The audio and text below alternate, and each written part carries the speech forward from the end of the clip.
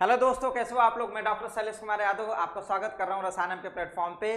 खुशी तो बहुत हो रही होगी आप लोगों को, जो इतना नंबर आप वैकेंसी आपको मिल रही है। 1,70,461 वैकेंसी।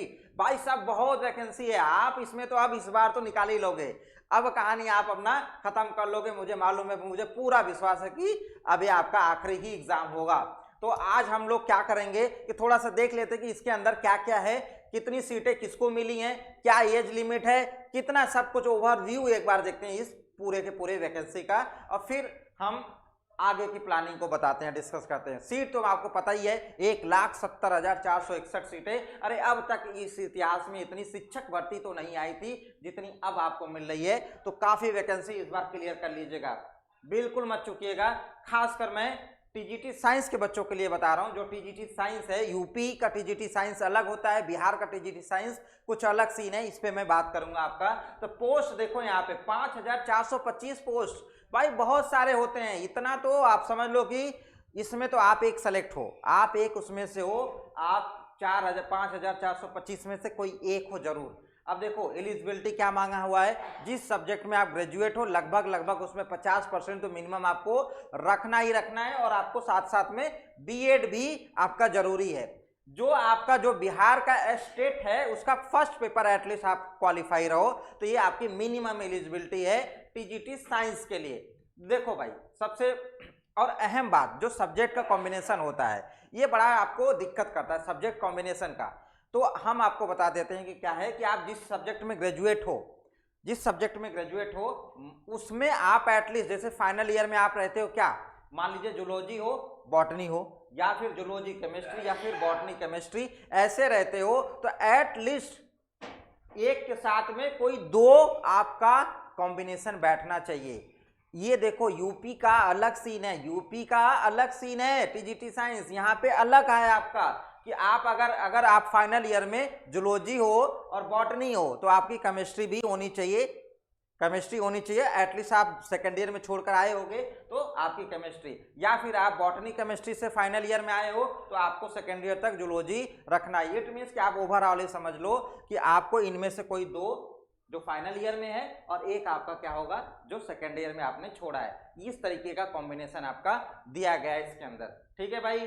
तो ये टीजीटी मैथ्स वाले स्टूडेंट के लिए, तो वो तो हो गया साइंस के लिए। मतलब आपको वहाँ पे बायोलॉजी, मतलब जूलॉजी, बॉटनी और केमिस्ट्री, कोई दो सब्जेक्ट आपका फाइनल ईयर में होगा, एक आप सेकेंड ईयर में जो छोड़कर आए होगे वो सब्जेक्ट अगर इस तीनों में से कोई मैच कर रहा है तो आप बिल्कुल किसके लिए एलिजिबल हो, साइंस के लिए एलिजिबल हो। मैथ्स में सेम पोस्ट है आपकी 5425 आपको पोस्ट दी गई है। एलिजिबिलिटी इसमें भी वही है, 50% आप ग्रेजुएट हो और आप बीएड साथ साथ में स्टेट का फर्स्ट पेपर आपने निकाल रखा है, तब आप एलिजिबल हो इसके लिए। तो देखो भाई इसके कॉम्बिनेशन में क्या है, मैथमेटिक्स के साथ में, मैथ्स के साथ में आपका कोई इनमें से दो जरूर होना चाहिए, जैसे फिजिक्स केमिस्ट्री या फिर इलेक्ट्रॉनिक्स या कंप्यूटर इन साइंस। अब मैं आपसे कह रहा हूं कि अगर आप फाइनल ईयर में मैथ्स लिए हो, फाइनल ईयर में मैथ्स लिए हो, साथ में या तो फिजिक्स होगा या तो केमिस्ट्री होगा, तो दो तो आपने ले ही रखा है। मैथ्स के साथ इनमें से कोई दो होने चाहिए, मैथ्स के साथ में इनमें से कोई दो होने चाहिए। इट मीन्स कि जनरली मैं देखता हूँ स्टूडेंट्स क्या रखते हैं, अगर मैथमेटिक्स का स्टूडेंट है तो फिजिक्स रखता है, सेकेंड ईयर में केमिस्ट्री छोड़ देता है। इट मीन्स कि आपके पास में मैथ्स के साथ में फिजिक्स केमिस्ट्री का कॉम्बिनेशन हो गया, या फिर आप फिजिक्स और केमिस्ट्री रखते हो तो सेकेंड ईयर में आप मैथमेटिक्स छोड़ देते होगे, लेकिन आपको थर्ड ईयर में चाहिए क्या, थर्ड ईयर में मैथमेटिक्स चाहिए कंपलसरी आपके लिए, कि मैथ्स के साथ में इनमें से कोई दो होने चाहिए।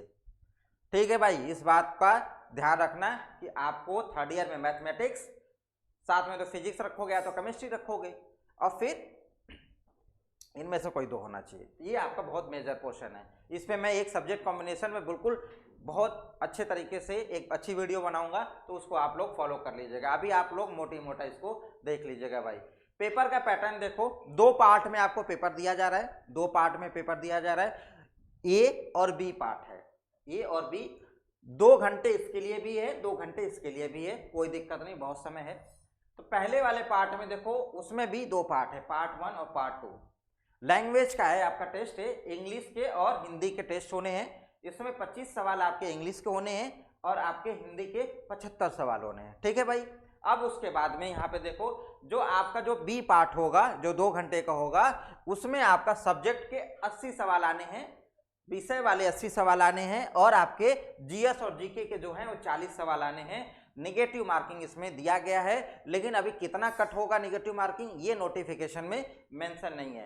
तो आपको मतलब है कि 2 पेपर देना, एक तो आपका लैंग्वेज का पेपर होगा, एक आपका सब्जेक्ट के साथ में जीएस जीके वाला पोर्शन कवर करेगा ये। ठीक है भाई, तो ये 2 पार्ट के पेपर आपका पैटर्न है। ठीक है, अब देखो, अब हम चलते थोड़ा सा पीजीटी की तरफ देख लेते हैं। ये पीजीटी है, यहाँ पे केमिस्ट्री नहीं, पीजीटी देख लो।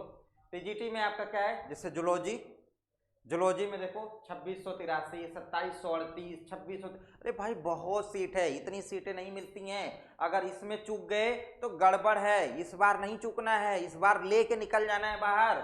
हमको तो ऐसा लगता है कि सीट इतनी आ गई है कि हमको लग रहा है कि सारे के सारे भर जाओगे इस बार, एक साथ पूरे के पूरे भर जाओगे उसी में। फिजिक्स के देखो 3022 सीटें हैं। अगर इतनी सीटें भाई मिल रही है ना, तो इस बार मत चूकना, निकाल के खत्म करना कहानी। और रसायनम आपकी काफ़ी हेल्प करेगा। साइंस स्ट्रीम के जितने स्टूडेंट्स हैं उन बच्चों को मैं बता रहा हूं कि आप बिल्कुल सही प्लेटफॉर्म पे लैंड करके देख रहे हैं वीडियो। हम साइंस के लिए ही जाने जाते हैं, तो भाई ये सब के सब आपको हम एकदम बिल्कुल सिस्टमेटिक तरीके से प्रोवाइड कराएंगे।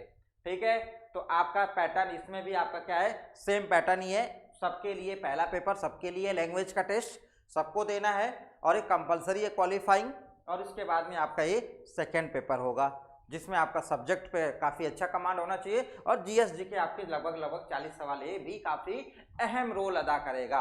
तो आपको जीएसजी के भी मिलेगा इस प्लेटफॉर्म पे, और सब्जेक्ट भी हम आपको प्रोवाइड कराएंगे बिल्कुल सिस्टमेटिक तरीके से, सिलेबस के हिसाब से भाई। तो चलिए लग जाइए, अब इस कहानी को यहीं पे ख़त्म करिए। अब ये आपका आखिरी एग्जाम होना चाहिए। अब अगर फिर से फॉर्म भरने का सोचने लगे तो इतनी भयंकर वैकेंसी नहीं आएंगे भाई।